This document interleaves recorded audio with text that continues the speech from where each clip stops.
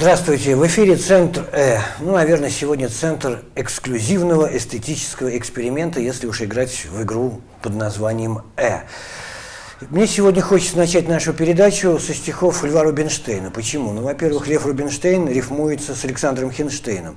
Александр Хинштейн имеет прямое отношение к Центру современного искусства, фабрике «Кухня», но не имеет отношения к современному искусству. Поэтому я цитирую Рубинштейна, а не Хинштейна. А это я в трусах и в майке. А это я в трусах и в майке, под одеялом с головой. А это я в трусах и в майке, под одеялом с головой, бегу по солнечной лужайке. А это я в трусах и в майке, под одеялом с головой, бегу по солнечной лужайке, и мой сурок со мной. И мой сурок со мной. Ну, еще я начал с этого текста Рубинштейна, потому что то, что будет делать Густав Хелберг, наш сегодняшний эксперт и гость, шведский перформансист, акционист, инсталлятор. Вот я видел текст, который будут петь, да, его персонажи, его герои, его актанты, как-то перекликается с текстом Льва Рубинштейна. Итак, я представляю наших сегодняшних гостей. Густав Хелберг, Швеция, художник, инсталлятор, перформансист. Добрый вечер, Густав. Hello.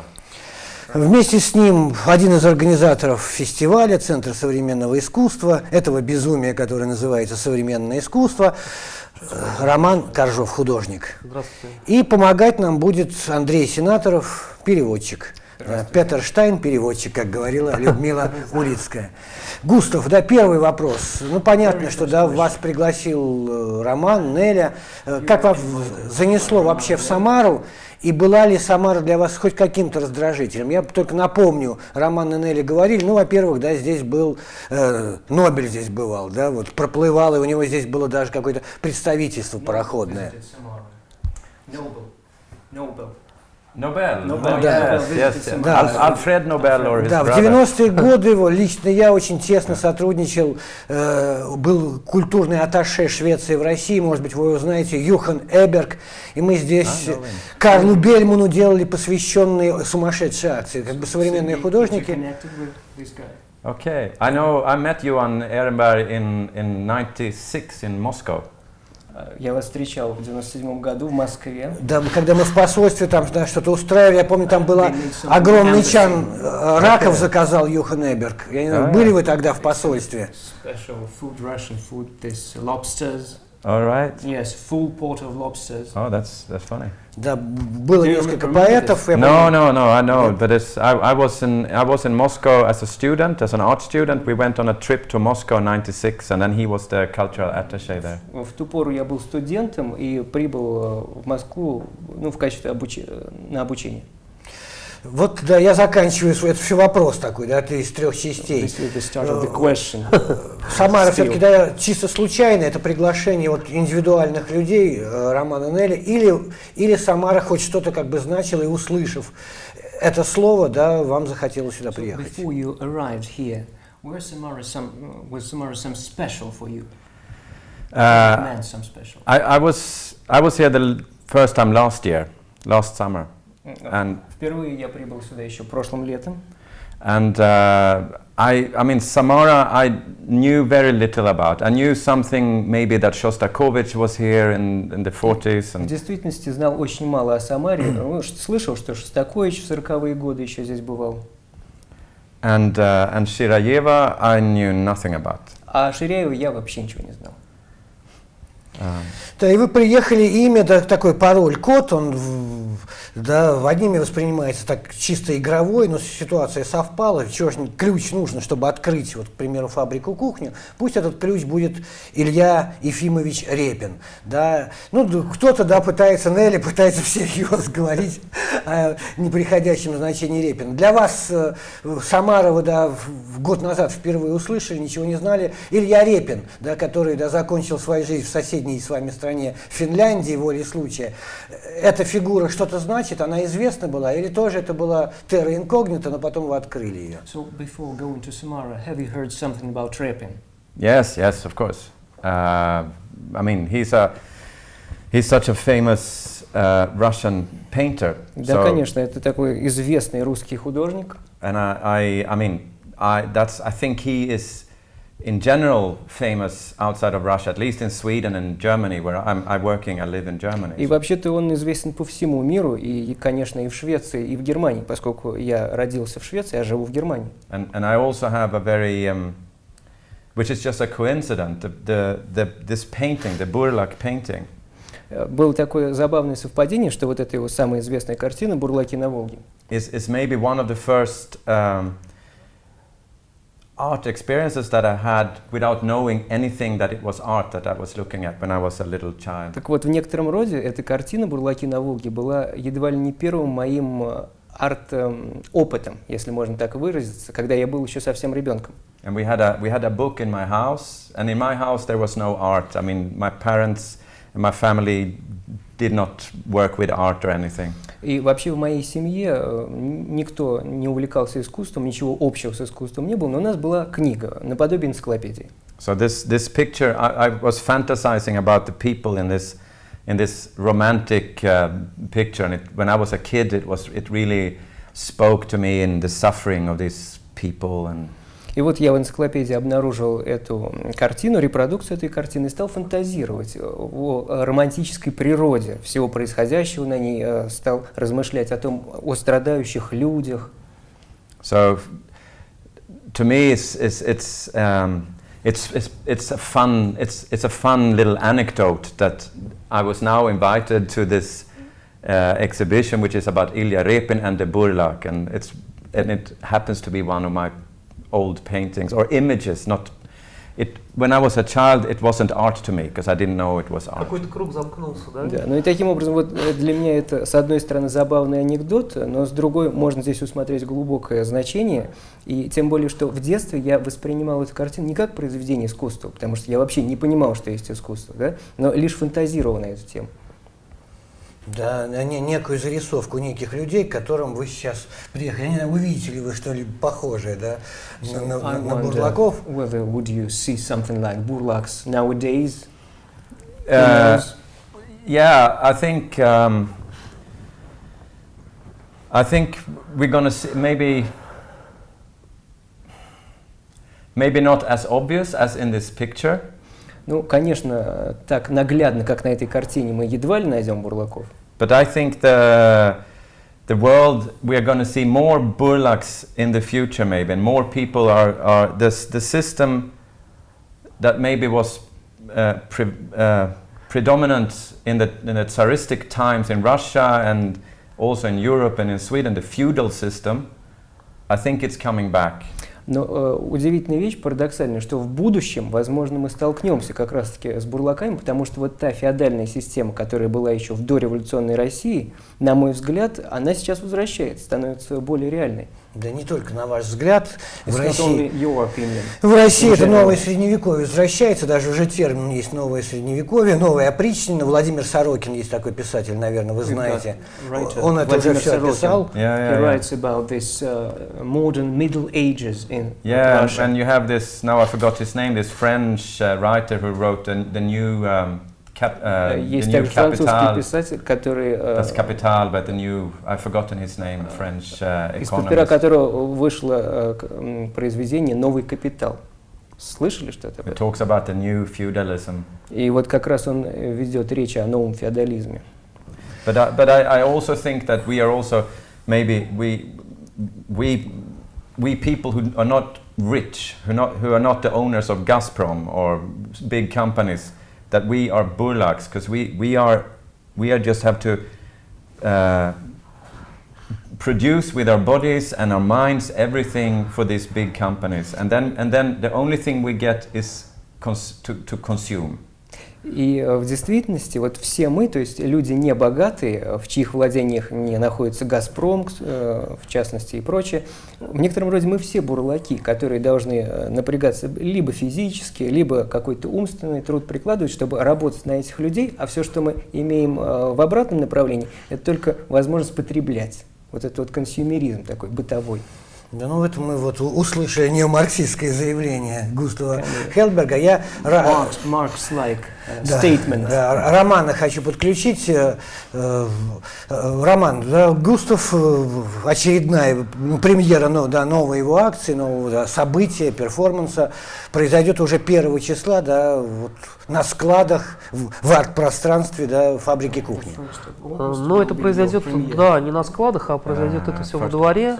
Для этого мы пригласили хор из храма Святого Сердца Георгия, который Кирха, другими словами говоря. Вот сегодня пройдет первая репетиция вот этого перформанса. Вот. Но я хотел сказать еще про еще одно совпадение, да, вот бурлаки и фабрика кухни.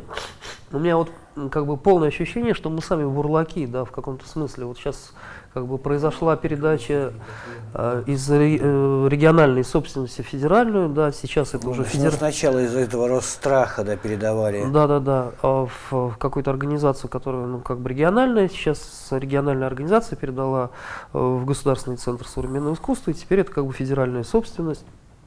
Вот. И я полностью думаю, что все художники, которые здесь собрались, абсолютные бурлаки в каком-то смысле. Когда я пытаюсь сравнить это с баржей, да, которую затянуло песком, я не знаю, тиной, нам надо ее стронуть, сдвинуть с места и запустить этот процесс, и абсолютно бурлацкое ощущение, потому что здесь важен Все-таки бурлаки тянули, да, не свой корабль, да, можно его высокопарно назвать Россией, куда они его затянули, да, в 17-й год, да, в каком-то смысле он, это другой он не частный корабль, он государственный корабль. Это будет, да, есть такое выражение «корабль дураков» известный, да, пусть будет корабль бурлаков. Скажем так, это корабль искусства, да, который мы сейчас арт-бурлаков сдвигаем с места, да, а у бурлаков, как известно, да, если я не знаю, почитать какие-то документы про бурлаков, у них был очень важен ритм определенный, да, то есть они должны очень слаженно работать, и там самое сложное было именно стащить, сдвинуть. Да, и совпадение этого ритма. И совпадение, да, этого ритма. И вот наша программа, которую мы делаем сейчас, она абсолютно похожа на такую бурлацкую программу, когда мы выстраиваем определенный ритм, и шаг за шагом мы запускаем этот проект. Да, но учитывая, что бурлаки работали артельным способом, надо там и сделать арт-ель, да, тем более, что мы все время употребляем слово арт-ель, арт. Я не знаю, тут можно много всяких придумать каких-то Густав, у вас, да, ваша акция, перформанс, да, вы сейчас уточните, как это назвать точнее, называется 2 варианта. 2 племени, я видел, да, в программах. Вот здесь у вас 2 рода. Род имеется в виду тоже, да, внутри. Звучит это чрезмерно сейчас актуально, потому что мы неизбежно и сейчас, да, не можем не касаться этой политической плоскости, да, в которой отражаемся. Да, эти 2 племени мы сейчас видим, да, 2 самых близких племени, которые называются, да, Россия и Украина, и мы видим, что там происходит. Да, ваша акция, да, инсталляция, перформанс, вы уточните, как называется, она имеет к этому отношение, или это абсолютно универсальный, синкретический какой-то проект, который не связан с актуальной политикой?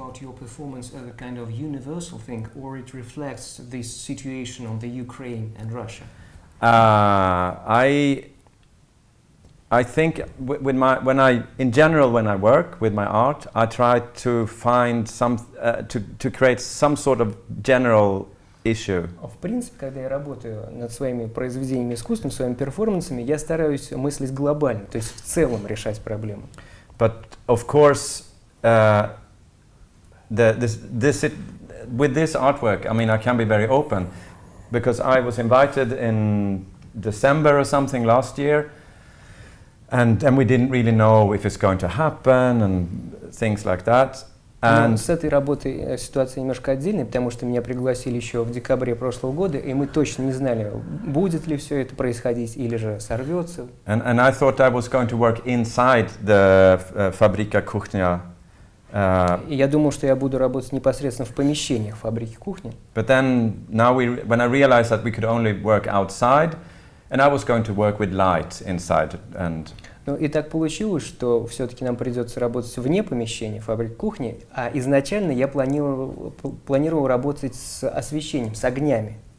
And then when I started to think about what can I do outside the building, and I looked at pictures and photographs of the building. И тут я подумал, что же я смогу сделать вот непосредственно во дворе этого здания. Я стал изучать различные фотографии, проекты этого здания. And it was just during this time, during all last year, it was the conflict within Ukraine, and then at the time it escalated, and just at the time when my idea started to come up, Russia invaded Crimea.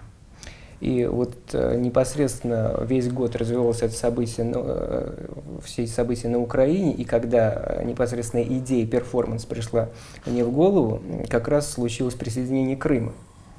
Болезненное присоединение. So obviously, it's very obvious to me that this work comes out of the media situation around that, and it was, for me, it was we had also at the same time Syria, the conflict in Syria, the ongoing conflict in Afghanistan or Iraq, but the situation is Ukraine. Israel now. Yeah, and Israel now. Libya. But what happened in Ukraine before Russia went to Crimea, what happened in Ukraine, I thought was, this is how here it can be okay. These people stand and they say, we want this, we want this, we want this. But it can escalate, and it did, and it turned into the worst scenario. So now in Ukraine we have the absolute worst scenario. Итак, изначально я черпал вдохновение как бы вот именно в медийном пространстве, перенасыщенном вот всеми этими событиями, и украинскими, и сирийскими, и израильскими, и прочее. Но когда я наблюдал за Украиной, мне казалось, что это способ решения вот таких вот противоречий довольно достойный. Однако я подозревал, что может произойти эскалация. И вот сейчас мы видим, что как раз все развивается как нельзя более плохо. Ну, собственно, вот таким образом. So I was trying to go to the smallest group, to make the smallest group, and to see how do we choose to be in a group? Why do we go into a group? Or maybe we are just forced to be in a group. И вот вся эта ситуация с противостоянием в указанных местах, она навела меня на такую мысль, на природу нашего деления на группы. Как мы становимся причастны или вхожи в какую-то определенную группу? Наше ли это собственное желание или кто-либо заставляет, то есть чья-то воля извне? And in this work I'm using two choirs. And a choir is a harmless, maybe a good thing where you go and sing music. It's supposed to spread joy. И вот в своем нынешнем перформансе я использую два хора. И на первый взгляд это совершенно безобидная вещь, потому что вы приходите, наслаждаетесь музыкой. But then maybe this choir starts to sing, we are Russian, or we are Ukrainian. We are better than you because we are Ukrainian. No, you are worse than us because you are Ukrainian. Но дальше происходит развитие событий таким образом, когда один хор, например, начинает выкрикивать или скандировать: «Мы русские», другой: «Мы украинцы», а следом за этим: «А мы лучше вас», «Нет, мы украинцы лучше вас» и так далее. То есть происходит вот такая эскалация. Yeah, and I think that's the base for this work, and then whatever interpretations and metaphors that we pull out of this, it's personal. Ну вот, собственно, это и есть основа данной инсталляции, данного акта, данной акции. И дальнейшие выводы по существу каждый делает сам. То есть интерпретация очень личностная. Густав, вы здесь в качестве кого выступаете? Некого демиурга, я не знаю, режиссера, чисто художника, композитора. Это что? Это спектакль, да? Или это в чистом виде перформанс? Одноразовое это действие? Или да, некое создается либретто, некий сценарий проекта, он может воспроизводиться? Или это вот специально, чтобы произойти один раз здесь? Или это будет еще каким-то образом фиксироваться? Вот какая протяженность этого действия во времени и в пространстве? Make it longer, you can film it on video and then develop the idea. Yeah, well, the first question, if I'm the director or if this is theater or something, it's actually something that it doesn't. I don't. I'm an artist. I'm a visual artist. Что касается вашего вопроса, вот кем я являюсь в данном случае, директором, режиссером или, скажем, композитором и прочее, да, я, в общем-то, не решил. То есть я прежде всего художник. And this is also an experiment. This is the first time, because I maybe place out an object, and the people who come and look at this object together, that's the artwork. И вообще для меня это эксперимент, потому что обычно я имею дело с объектом, и вот люди, зрители, которые приходят посмотреть на этот объект, собственно, это и есть непосредственно арт-ситуация. So, and in this situation, it's the first time where I actually bring people into the artwork. И для меня вот это своего рода дебют, потому что это первый раз, когда я вовлекаю других людей непосредственно в сам перформанс. So I'm a bit, it's scary. Да, но это вещь репетируемая, да, я бы, возможно, как бы вариант, да, когда вы выступаете как провокатор, да, и провоцируете ситуацию, и эти хоры, и это соперничество в игровой или в серьезной форме возникает здесь вы все-таки репетируете, да?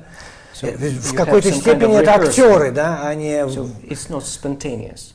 No. I mean, it's going to be directed. I'm going to rehearse with. I'm actually going now soon to do the first rehearsal. Ну, в действительности, да, у нас есть прослушивание, и вот сейчас я как раз отправляюсь на репетицию. But I, of course, also have to react on how these people, how they do. So it's still in form. Но эта вещь такая реактивная, то есть я буду смотреть на реакцию людей и в зависимости от этой реакции корректировать собственную линию поведения. But I do think your question about if this is going to be made more times, I think of most of my artworks that I produce for the public space. Что касается вот вашего вопроса о том, может ли это быть повторено или продлено, I think of them as a theater play anyway, because I put them out there. They are there for a week, a month, 2 months, half a year, and then I take it away. And then it's just a memory of this situation that is there, which is similar to a theater play. Ну, то есть, в любом случае, я воспринимаю свои произведения искусства как некую театральную постановку. То есть, может быть, вот эта инсталляция или перформанс существует день, два, может быть, полгода, но затем я все равно все это демонтирую, забираю, и остается только лишь воспоминание, как и о театральной постановке. Ну, это, кстати, вопрос еще как бы затрагивает вопросы кураторства, на самом деле. Как бы вот Густав, он художник, а мы все-таки кураторы, и наша задача, как это показать. Да, с одной стороны, это будет перформанс, как бы растянутый во времени и документированный во времени, и будет записан звук. Тем не менее, как бы после вот перформанса останется документация, которая будет... Да, я хочу сказать нашим телезрителям, что с вероятностью 99,9%, да, мы покажем вам этот перформанс, да, я надеюсь, что наш оператор... Вот, и плюс останется инсталляция, которая будет из себя представлять вот два установленных во дворе динамика, которые как бы и будут, собственно говоря, вот этим экспонатом. Густав, да, здесь как бы, да, выпирает и проявляется в этом, да, вот такая ритуальная составляющая этого, да, можно сказать, что это некий ритуал. В этом тоже есть метафора, да, мы сейчас говорили о новом средневековье, о феодализме, да, возвращаясь, да, и многие конфликты носят религиозный характер, да, даже вот здесь вот странным образом, даже Украина и Россия, хотя два православных государства, но и там есть скрытая пружина. Вот это, да, ритуальное вы еще ощущаете, да, вот эту ритуальную составляющую вашей акции?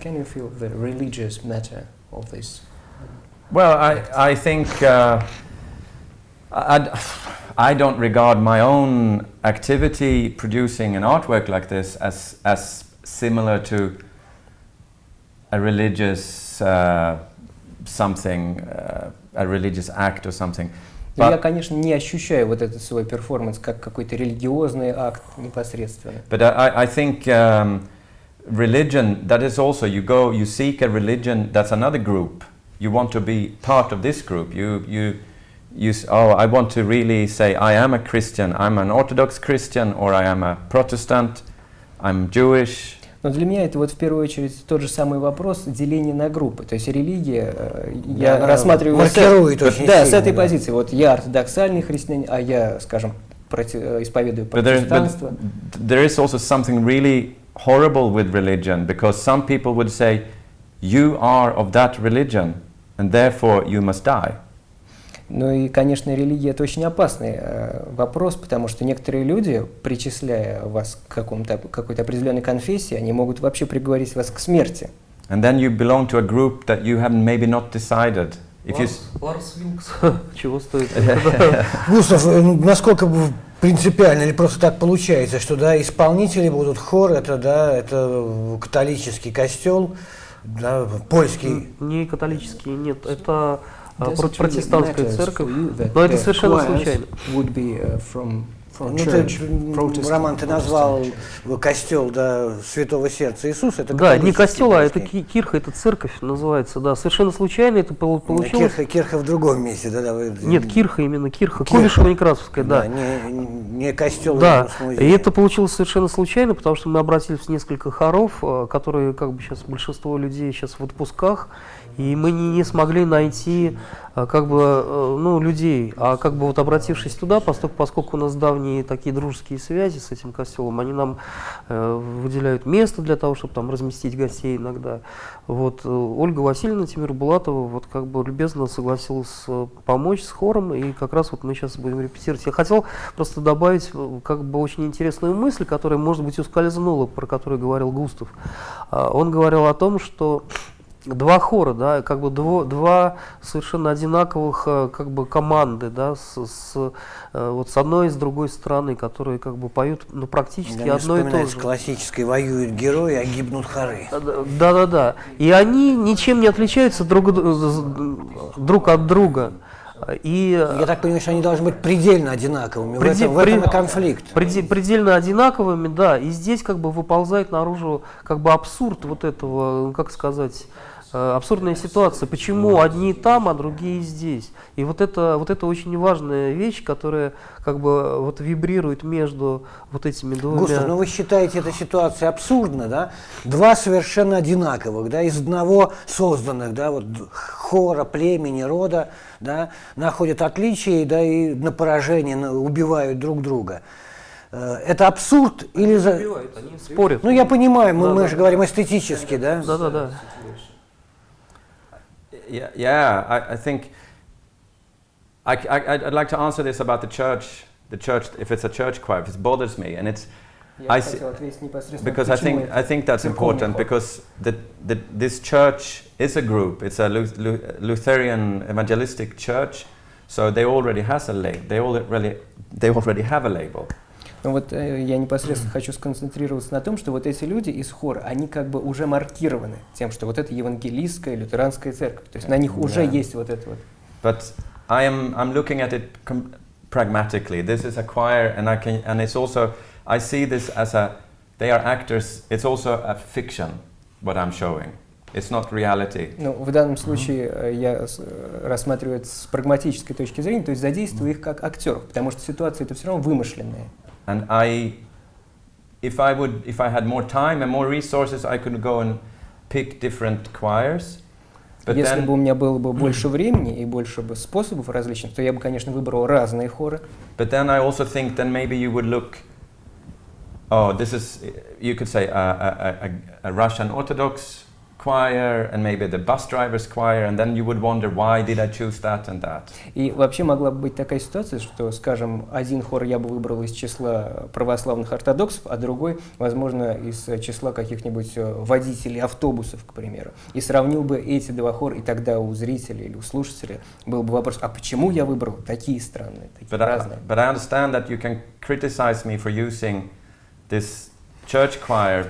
К сожалению, матрица такая у нас, да, универсальная и даже трафаретная, да, водителей бы автобусов признали бы за Донецкую Народную Республику, некие шахтеры, да, а хор ортодоксов вдруг бы оказался, да, украинский, да, Киево-Печерской лавры.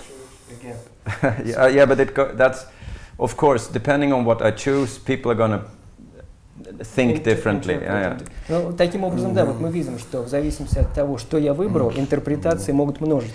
Густав, наш эфир подходит к концу. Я хочу задать два вопроса вам, да, не впрямую связанные. Это будет 1 августа, Роман, в 18:00, да, во дворе фабрики кухни, которая становится медленно становится центром современного искусства.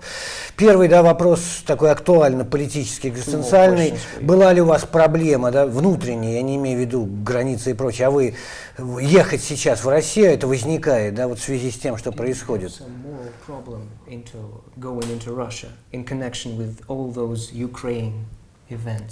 Есть ли у вас там какой-то хор, да, внутри, который осудит вас за эту поездку, или наоборот будет приветствовать? Тот ваш хор, который остался в Германии или в Швеции?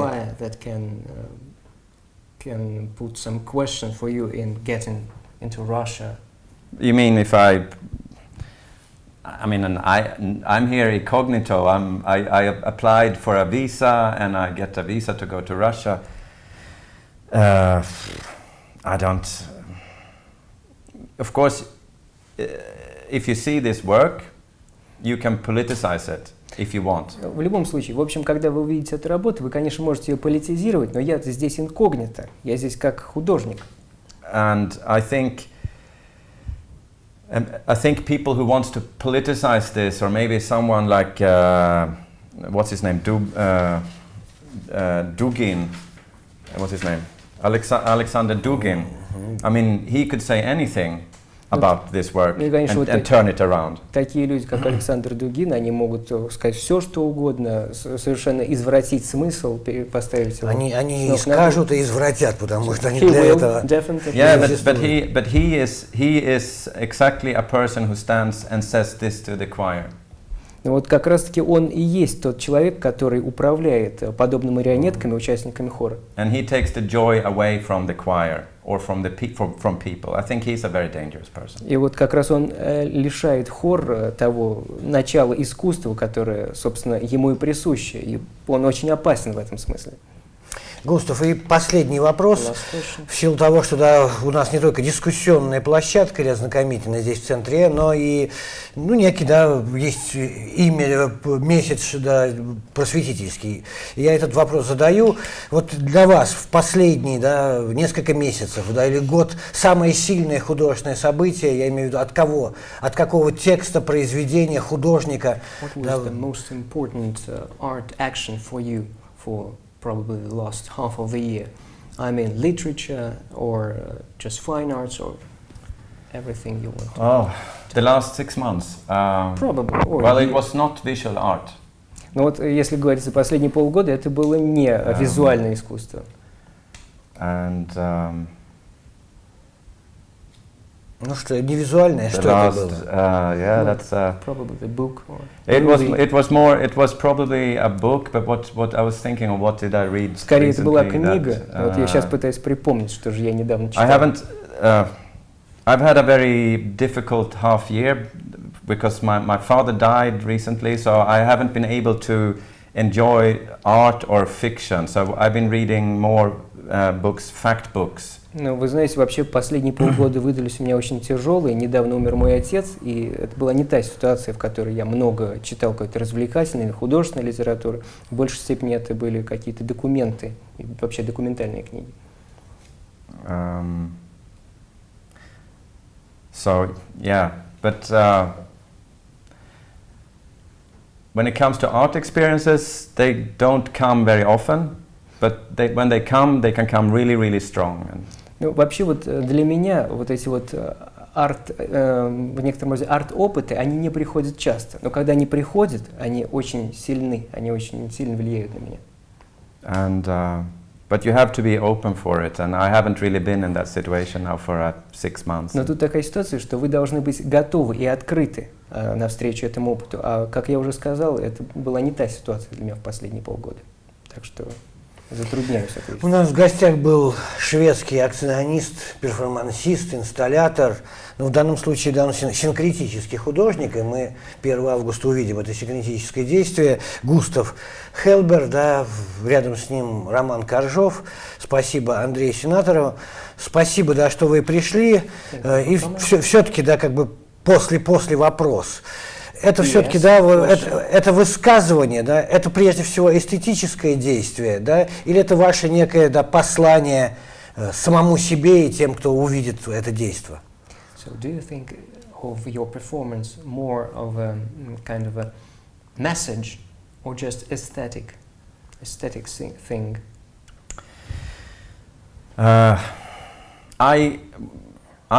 My thoughts is that it leans to the aesthetic. Ну, безусловно, это имеет, конечно, связь с эстетикой. But there are, of course, there are layers that are maybe more political or critical, social critical, and I hope that it is critical, socially critical, that it has, but not a meaning. It's not propaganda, because art doesn't work very well for that. Ну, и здесь, конечно, есть разные уровни, разные слои восприятия, и, безусловно, политически тоже имеет место, но я бы хотел сказать, что это не акт пропаганды в любом случае, потому что искусство не работает в сторону пропаганды, по моему мнению. And I think art can be, when art is used as propaganda, it is only propaganda. И когда художника используют в целях пропаганды, непосредственно арт-наполненность уходит. То есть это и остается только лишь пропаганда. And I think of it more, if it can be used as a tool, it's more like the Fürstenspiegel, that you show this to the power, that you show a message, sort of a translation or transformed message. Fürstenspiegel? What's it called in English? I don't even know what it's called in English. Yeah, it's a mirror. It's like Machiavelli. The Machiavelli, the book that Machiavelli wrote, was for the prince, for the king, to see this is who you are and this is what you should do. Ну, в общем, это подобно макиавеллевскому зеркалу, которое непосредственно зрителю показывает самого себя. Да, ну и подчеркнем, что во всяком случае в России, да, современного искусства нет такой аудитории, да, чтобы оно было пропагандистским, оно в этом качестве будет совершенно смешным, но да, есть попытка, я думаю, что здесь да, некий сдвиг, да, шок, потрясение должно быть, да, или то, что раньше называлось катарсис, вот что должны испытать зрители. So what do you think of audience? Would they be shocked? Or been in catharsis or something like that? I don't think this is a shocking artwork, no. Я не думаю, что это такой шокирующий проект. But maybe you can think about it, and I would hope that it sinks into people, that people start to think, oh, can this mean something? Can I use this? Я думаю, что прежде всего, я надеюсь на то, что вот эта акция, она заронит мысль в сознании людей, и они дальше будут развивать эту мысль в себе. Because you have this, I mean, you have now these groups in Russia, these artist groups, or like Pussy Riot, or what are they called from St. Petersburg, and they make really shocking artworks, and bang, big effect. And when the effect is over, ну, дело в том, что, вот, на мой взгляд, в России сейчас много таких эпатажных арт-групп. Это пресловутый Pussy Riot или еще вот из Петербурга. Война группа. Группа «Война». И вот они как раз-таки рассчитывают на этот первоначальный эффект шока. Шок проходит, и дальше ничего не остается. But it doesn't mean that I don't think that is also good art, because I think it's necessary, but that is also a way of working. I'm not criticizing it, but it works. It's like bang, and then it's over. And this, I hope, is more like a bing, and then it rings on. Ну, в общем, я не то чтобы однозначно критикую вот подобное искусство шока, но просто у меня другой подход, и мне больше нравится пролонгированное звучание, которое остается. Ну что ж, надеемся, да, что звучание это пролонгированное будет да, продолжаться с Густавом, без Густавом. 1 августа 18:00 будет вот это действо, представление, это метафора, это акция, этот спектакль. Нужно увидеть, да, и, может быть, мы увидим совсем не то, что говорится, так бывает с современным искусством, да, и ты увидишь совершенно другое. И под шоком я понимал, конечно, не буквальный, да, шок электрический, а вот, да, некое изменение зрения, слуха. Ты вдруг начинаешь понимать, что ты заблуждался, что ты не видел и не слышал, да, вот этот сдвиг. Я надеюсь, что в этом вообще весь смысл, я думаю, что этого фестиваля, и Бурлаков, и Репина, и нас с вами, и Центр Э, и даже Густава Хелберга. Спасибо. До встречи. Спасибо.